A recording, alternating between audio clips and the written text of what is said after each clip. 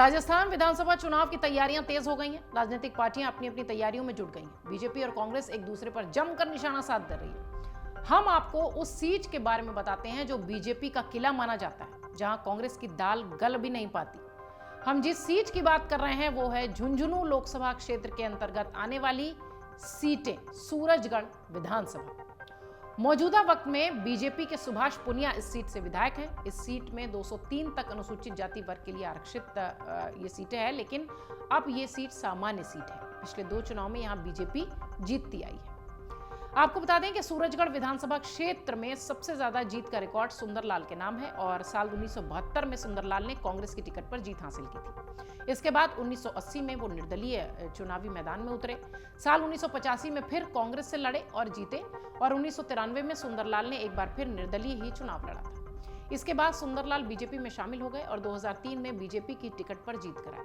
वहीं इस सीट पर हुए अब तक 13 विधानसभा चुनाव में से सिर्फ 4 बार ही कांग्रेस जीत दर्ज कर पाई है, जबकि 3 बार बीजेपी और 2 बार निर्दलीय और स्वराज पार्टी और जनता दल और जनता पार्टी यहां से एक बार चुनाव जीतकर खाता खोल चुकी है। ऐसे में सबसे बड़ा सवाल यही कि कांग्रेस इस बार यहां जीत पाएगी या नहीं, या फिर बीजेपी जीत का सिलसिला बरकरार रखेगी। सूरजगढ़ विधानसभा क्षेत्र के चुनावी इतिहास को देखें तो सूरजगढ़ विधानसभा क्षेत्र का गठन 1962 में हुआ था। गठन के साथ ये क्षेत्र अनुसूचित जाति वर्ग के लिए आरक्षित कर दिया गया था।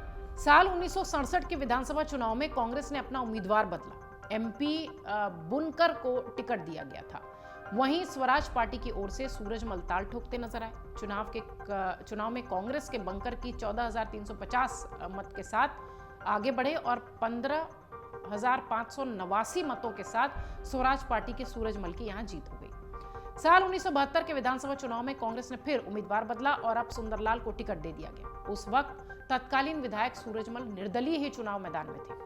सूरजगढ़ की जनता ने सूरजमल को 9,451 मत दिए। वहीं सुंदरलाल को 18,632 मतदाताओं के साथ जीत की ओर बढ़ने की बात की गई, लेकिन पहली बार इस सीट से कांग्रेस ने जीत दर्ज की।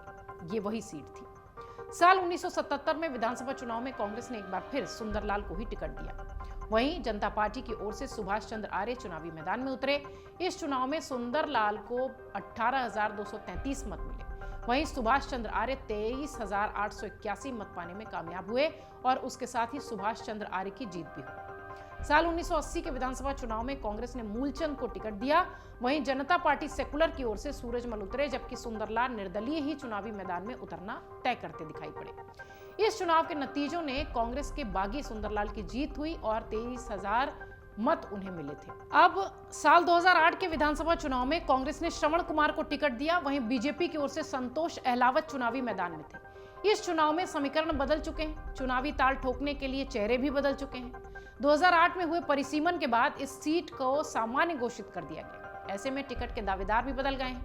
इस चुनाव के नतीजे आए तो बीजेपी के संतोष अहलावत को कांग्रेस के श्रवण कुमार से हार का सामना करना पड़ा। इस तरह से इस सीट का चुनावी इतिहास रहा है, जो अभी हमने आपको बताया। ऐसे में अब देखना यह होगा कि कांग्रेस इतिहास बदल पाएगी या फिर बीजेपी इस सीट पर जीतने का सिलसिला बरकरार रखेगी। लेकिन इसमें कोई संदेह नहीं कि ये झुंझुनू की ये विधानसभा सीट निर्णायक होगी बड़ी जीत में। अमर उजाला अब आपके टीवी पर भी।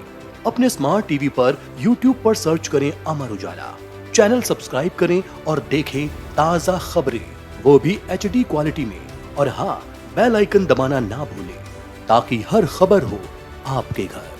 अमर उजाला, निष्पक्ष, निर्भीक, निरंतर।